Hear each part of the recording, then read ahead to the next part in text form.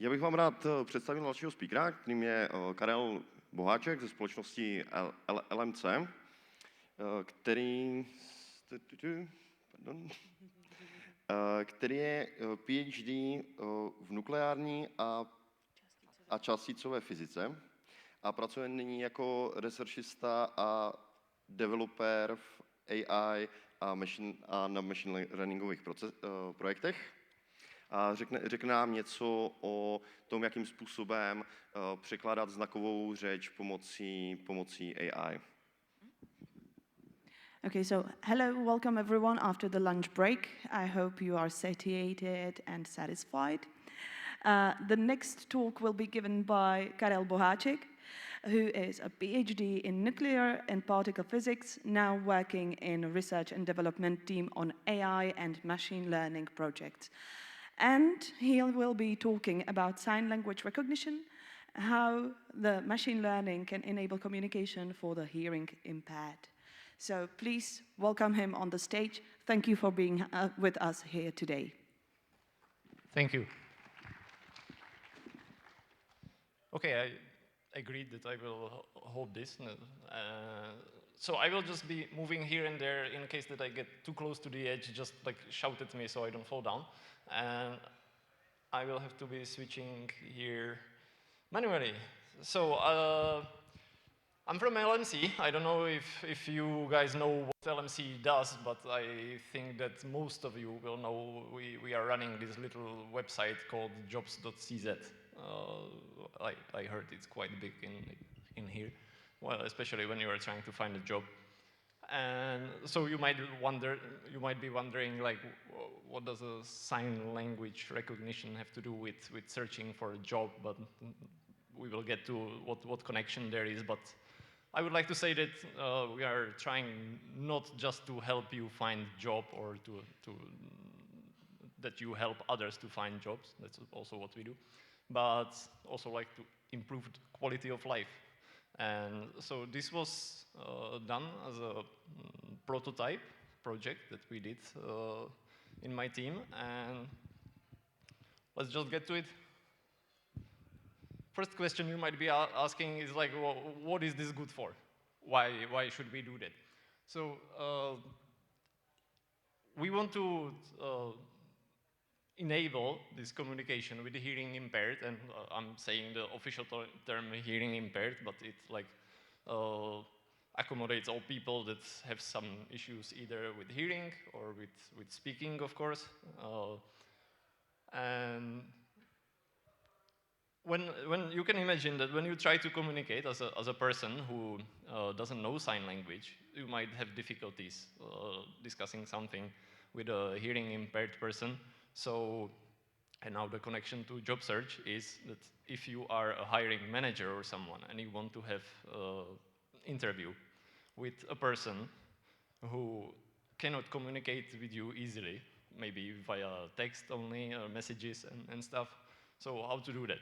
This is a way how it can be done, because with this system, this project, you wouldn't need that any translator is present, and it would allow you to make video calls with the person easily, and just, you know, it would help you communicate with the person at all, I would say, because otherwise you just would probably dismiss this person like, okay, this position is suitable for hearing impaired, but I don't want to bother with that, so let's just find someone else. You know, so this will be better, more candidates for companies. The candidates with some hear loss issues can be considered, and so on. So, what should this thing that we will talk about today do? I wrote many steps, but if you just imagine it step by step, you want to have a video call, for example, for an interview with someone that you are considering hiring. And so the person only knows sign language, or he can write text, but we are now trying to avoid that, you know. You want to have like natural communication. So they will do sign language, you need something that will translate what the signs mean in a way that you understand, so preferably directly to text, right? And then when you have the text, you're like, okay, that's fine, I will have subtitles, the system will make subtitles for me, and that will be great. It's not as easy. That's the second point that I have there with the explanation, but I will talk about it so you don't have to read it. This whole project was related to Czech sign language because there are like national differences between those. And like consider a sentence like, would you like water, coffee, or tea?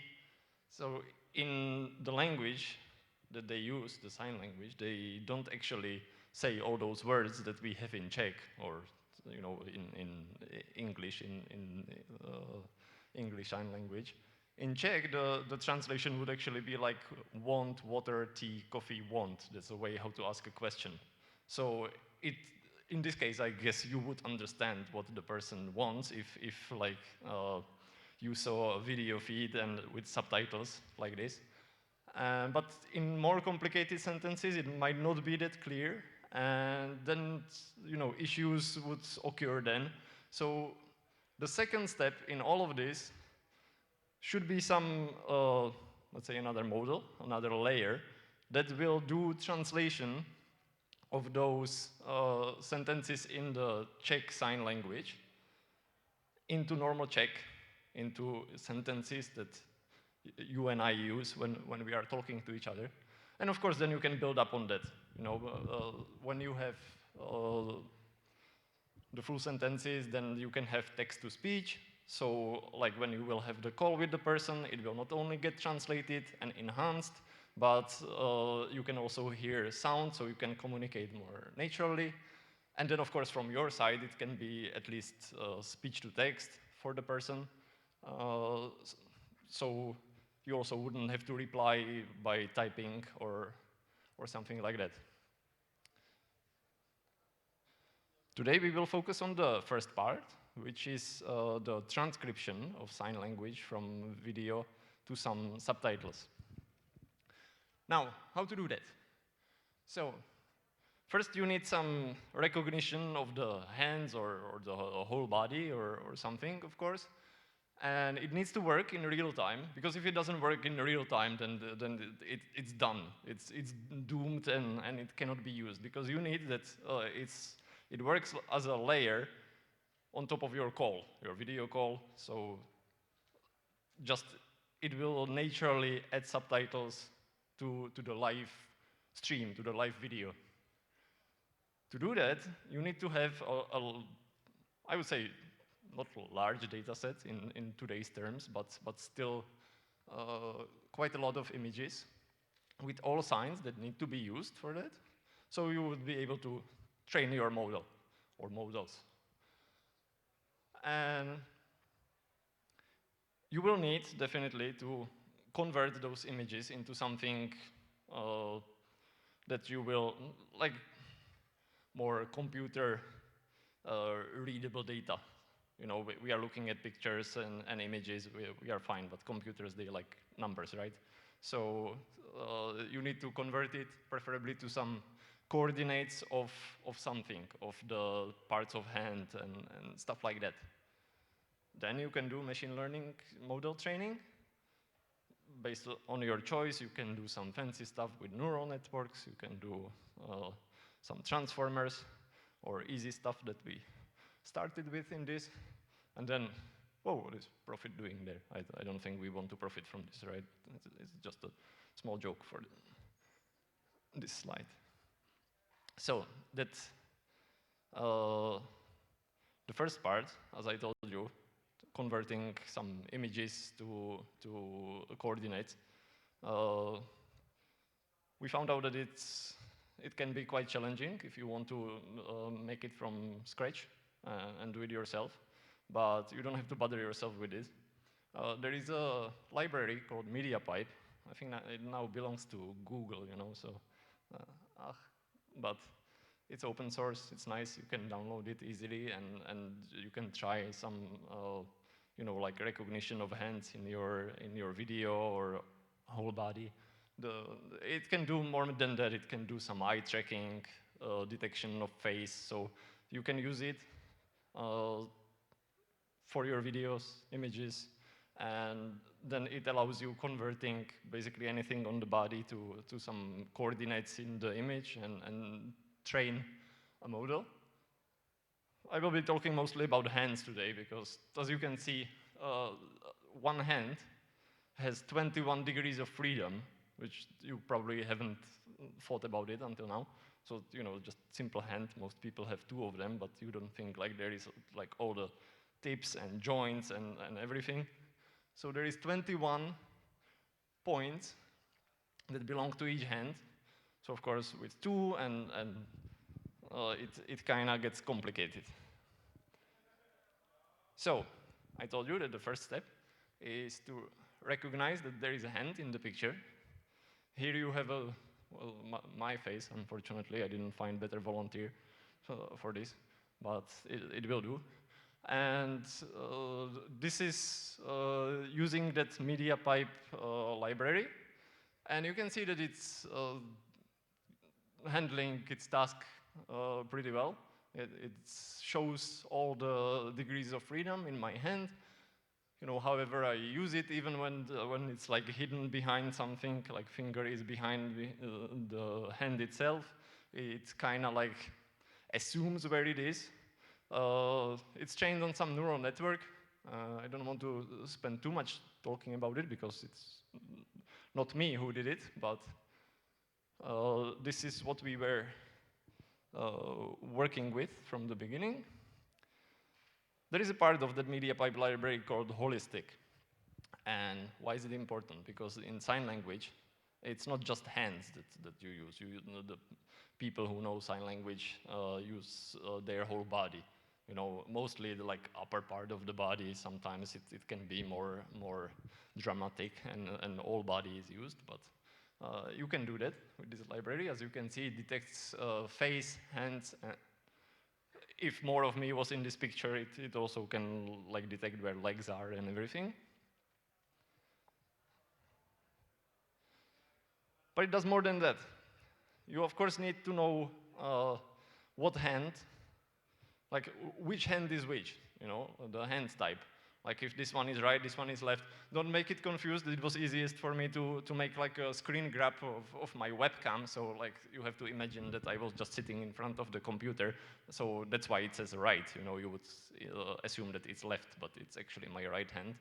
And this little video shows that it's not easily confused what is right and what's left. It does not just assume that two hands in the picture will be right and left, as you see with help of my wife, who lent me her right hand for a moment. And it doesn't matter if you show the hand like this or that, it just is able to detect that. I guess if you really wanted to trick it, you would by dimming the light a little bit and just seeing the silhouette of the hand, it would probably get tricked, but we are assuming some normal light conditions.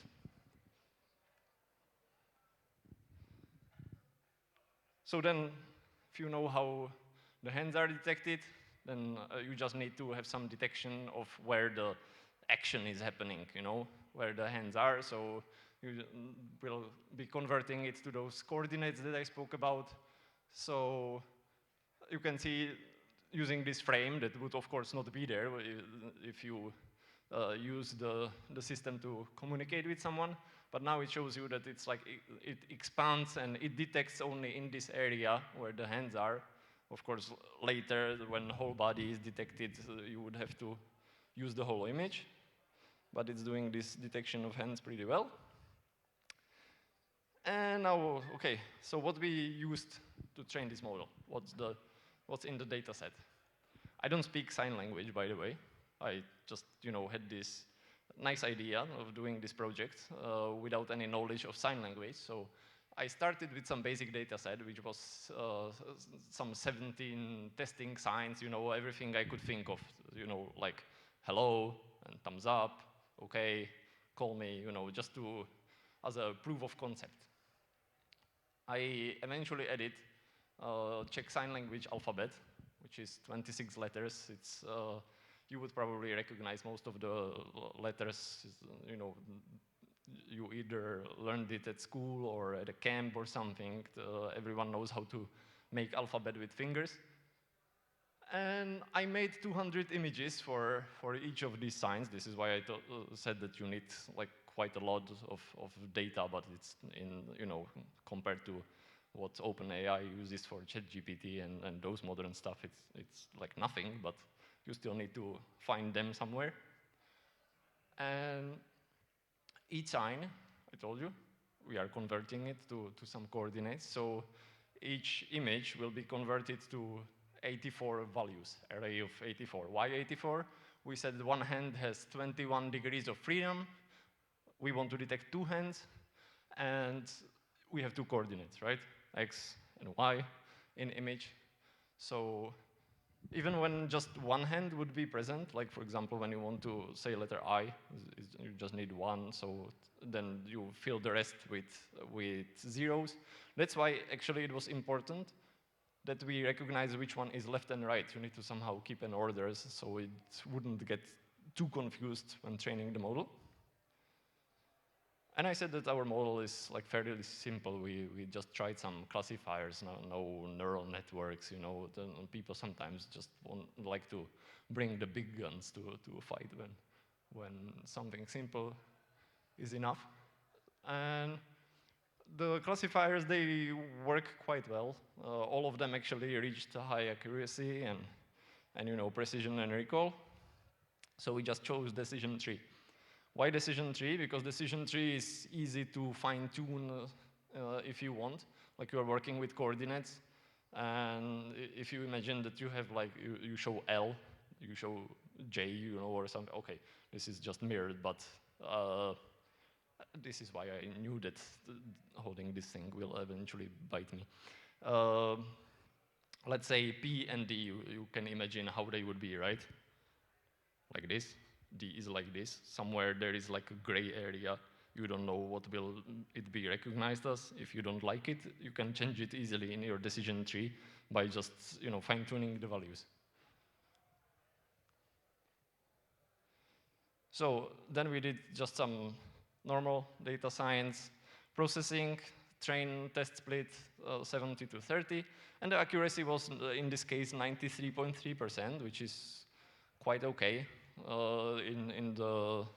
You might think like, okay, so 7% of all signs will be wrong, but you know, the models are usually like this.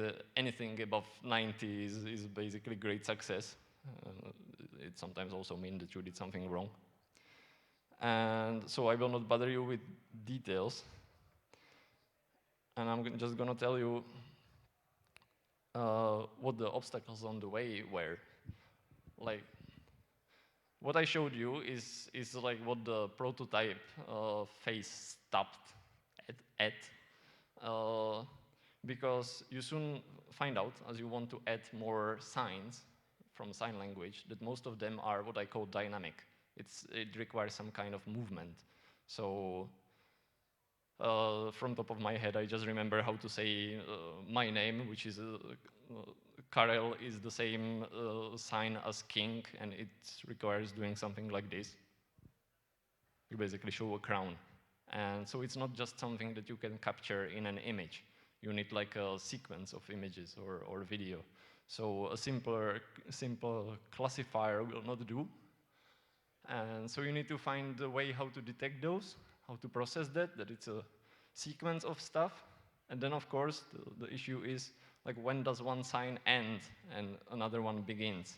So, you know, these days everything leads to using transformers, and probably we will end up with using a transformer for this as well. But I just mentioned it as an obstacle because in our case, you know, I said we did it as a prototype project, so basically ran out of time and we had a proof of concept. And the other thing is what we also touched in previous slides, that we need more than hand detection, right? We need like almost all body detection, and at least the upper part. So of course, that library media pipe would take care of that, but you would be working with much larger data arrays. I mentioned those 84 values. Now you would have much more because you have more points in the body. You might actually have to add some points to the, like modify what the library processes. And that's all from my part. But the important part now will be, because I am used to doing some showtime. Of course, now I'm actually running out of time, so I cannot do that here. But after this presentation, I will move to the speaker's corner, which is, I believe, right behind that door, that big circular area. I will run my Python code there, and you are welcome to come and see how the model recognizes your hands, because it was trained on limited data. So sometimes the results are quite funny, but overall it works well, and you are welcome to come and try it. And that's all from me for now. Thank you very much. Okay. Thank you, Karel. We have two questions for you. The first question is, do you think we are manipulated by AI? If we are manipulated by AI? Well, I hope not. I'm doing that, and I can tell you my AI cannot manipulate you, but, well, it's actually like we should have 1 hour to answer this question, but I guess you all used, I mentioned ChatGPT. How many of you have ever used ChatGPT for asking something? Okay, so I would say majority of people. It depends on the data that you feed the model, what you will eventually get, and you can get manipulated. But I would say that these broad AI uses are so general that we are not manipulated yet. I don't know if metrics or something will happen in future, but.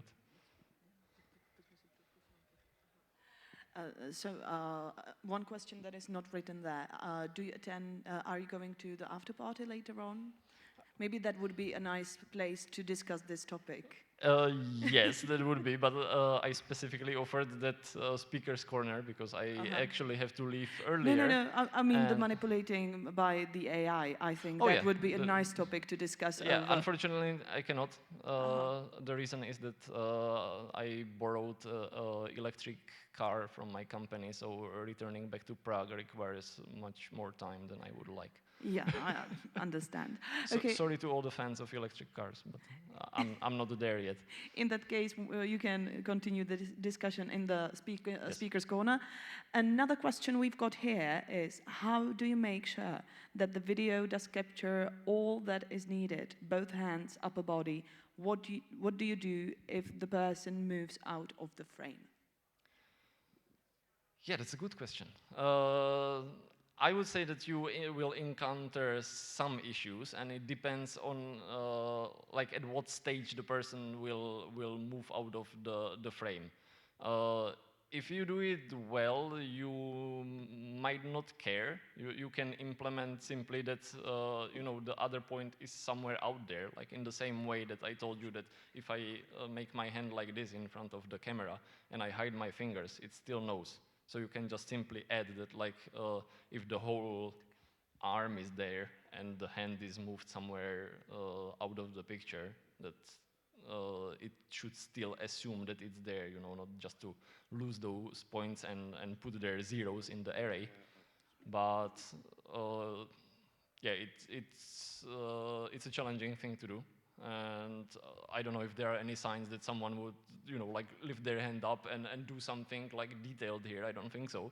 But yeah, it depends on the sign, I would say.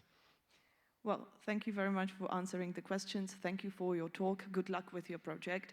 And for all of you, one reminder again, you can go and join the discussion in the speaker's corner, which is that way, just right there.